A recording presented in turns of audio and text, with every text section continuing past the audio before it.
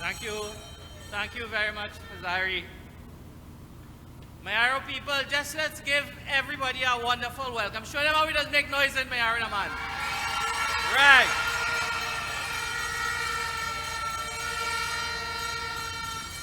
Thank you very much for accepting our invitation to come out here this evening in your numbers. I'm happy to see so many of you, and I do hope that you appreciate all our speakers here tonight and take the information back into your homes, your communities, and let's chase this PNM government straight into the Atlantic Ocean.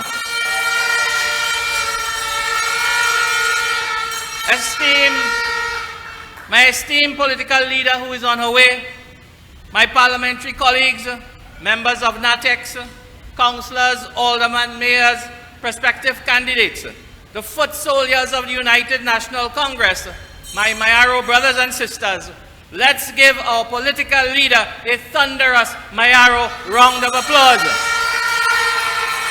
Ladies and gentlemen, I stand before you today to reflect upon the state of our beloved nation of Trinidad and Tobago. I want you all to cast your minds back to the year of 2015 when the administration under the leadership of Mrs. Kamala Persad-Bissessar relinquished national office.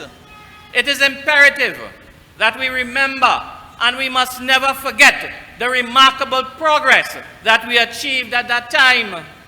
Our crime rate had reached its lowest level in a decade, thanks to the dedicated effort of our protective services. We had bolstered their resources, established the National Operations Center, Counter-Human Trafficking Unit, the Rapid Response Unit, and other agencies that deliver tangible results. Inflation, brothers and sisters, was kept at 3%, the lowest in 2 decades, granting our people the ability to afford more food on your table. Domestic food production by our farmers had surged, providing gainful employment to more farmers and reducing our food importation bill.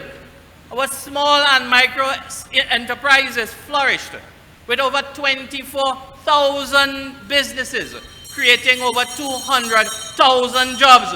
That contributed to 35% of our GDP.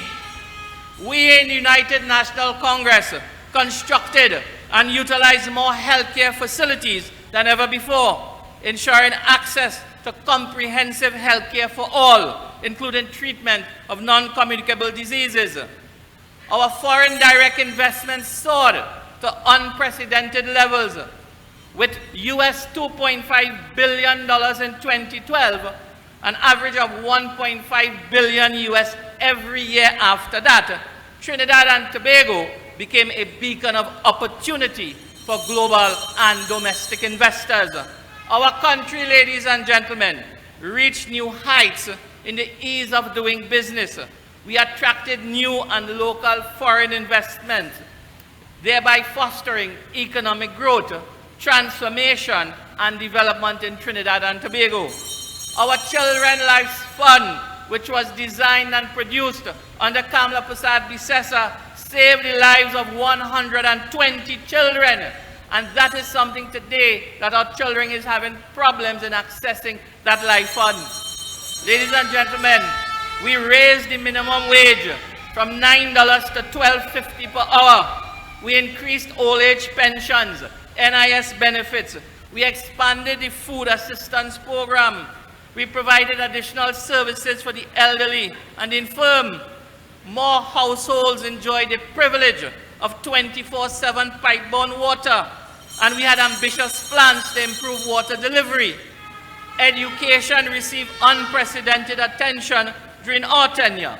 We constructed and refurbished numerous schools, distributed 70,000 laptops, established a new university campus.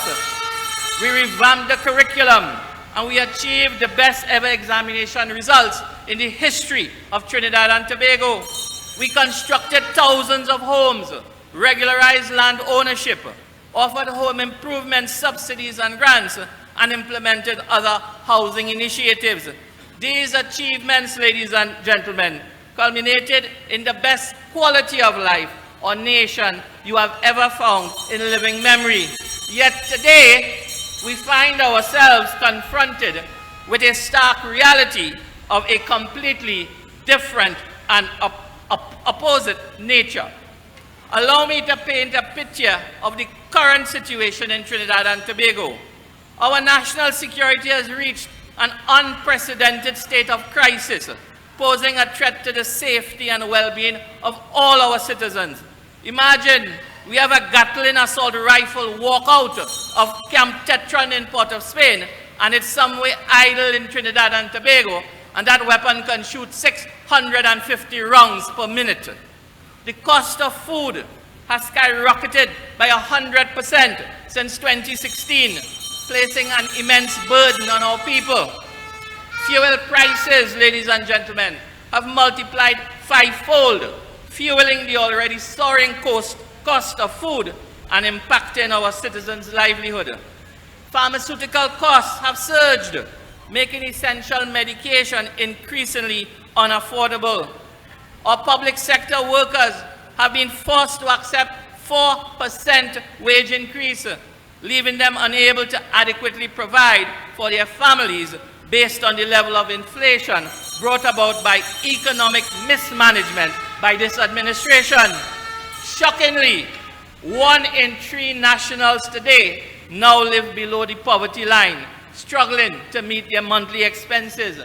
Foreign investors no longer see Trinidad and Tobago as an attractive destination. Investors are fleeing this country at a rate of $750 million annually. Local food production has declined, resulting in a staggering $6 billion annual food import bill. Small and micro-enterprise sectors, which was once vibrant, is severely affected.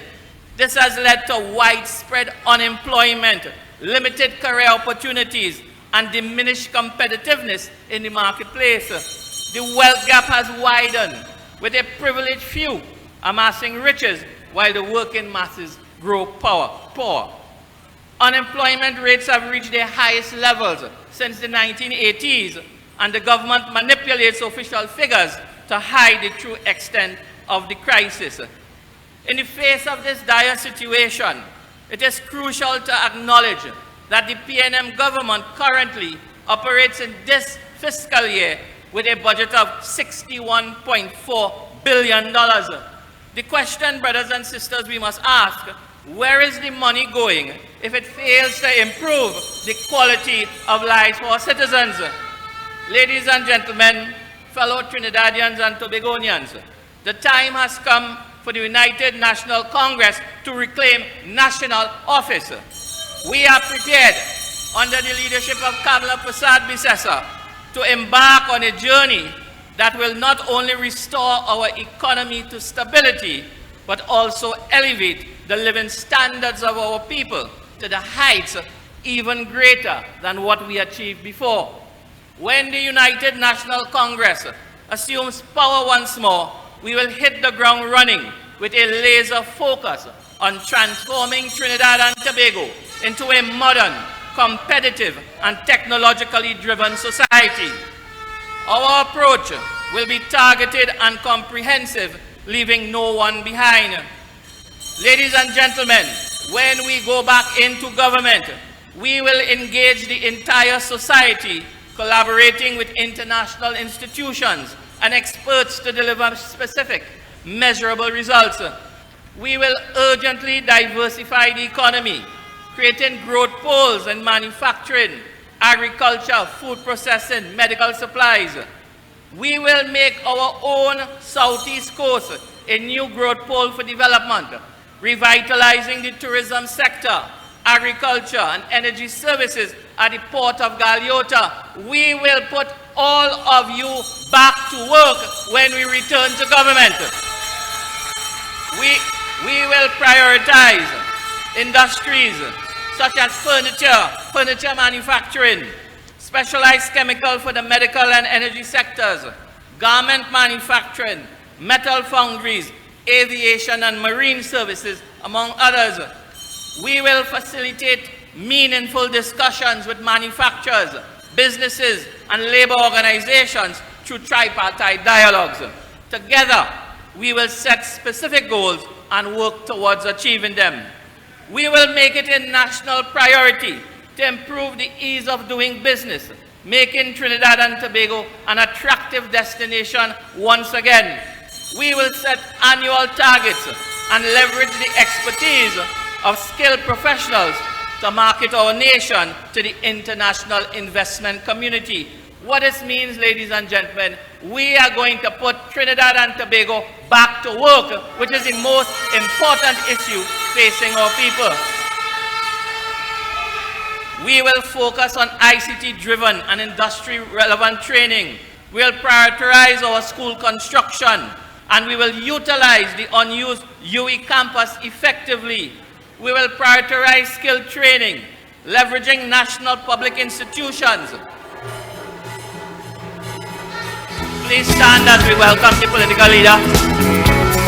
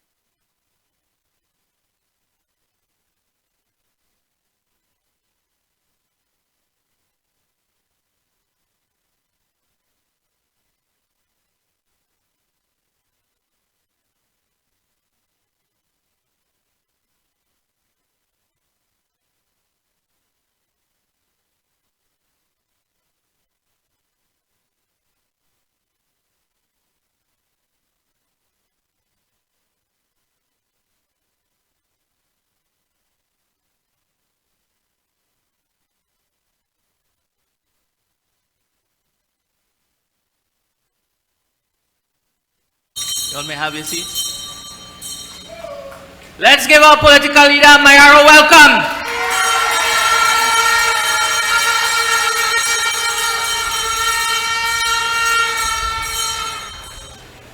Thank you very much. Welcome, political leader, to the constituency of Mayaro. In closing, ladies and gentlemen,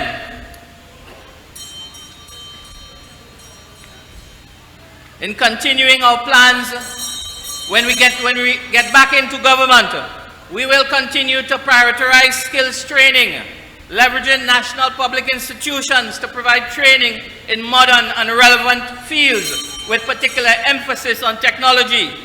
We will provide incentives to farmers to increase food production, reducing our reliance on imports. We'll improve agricultural access roads and develop the necessary infrastructure for carrying lands. We will implement various economic measures aimed at taming inflation to 3% or less, ensuring manageable living costs for all, especially our working poor. We will design a targeted poverty alleviation measure, lifting the most vulnerable among us out of their current condition. We will target poverty alleviation constituency by constituency, community by community, house by house, family by family. We will start the repair to the basic fabric that holds our society together, the family unit. Ladies and gentlemen, United National Congress has a proven track record of delivering unprecedented economic growth and tangible improvements in the quality of life for all citizens. With our competent team, national vision, and unwavering commitment, we will do it once again. The urgency and criticality of the current situation demands swift action to reverse the economic ruin and restore the well-being of our citizens caused by the ineptitude and failures of this PNM regime. The United National Congress will save Trinidad and Tobago, setting us on a path of growth where every individual can enjoy improved circumstances. The first hurdle you must cross, my brothers and sisters, is to turn up on the morning of the local government elections. Dip your finger into the red ink and place your X with the passion, the purpose, and with certainty next to the symbol of the rising sun. Let us send a strong message to the People National Movement that we have had enough. The country is ready for change. The country is ready for a return to governance by the United National Congress. Let us reclaim our nation's prosperity, unity, and greatness. United, we will build a brighter future for all. And remember, ladies and gentlemen, one leader, one party. Let us take back Trinidad and Tobago under the leadership of Kamla Prasad Bisesa and the United National Congress. Thank you very much, ladies and gentlemen. God bless Trinidad and Tobago.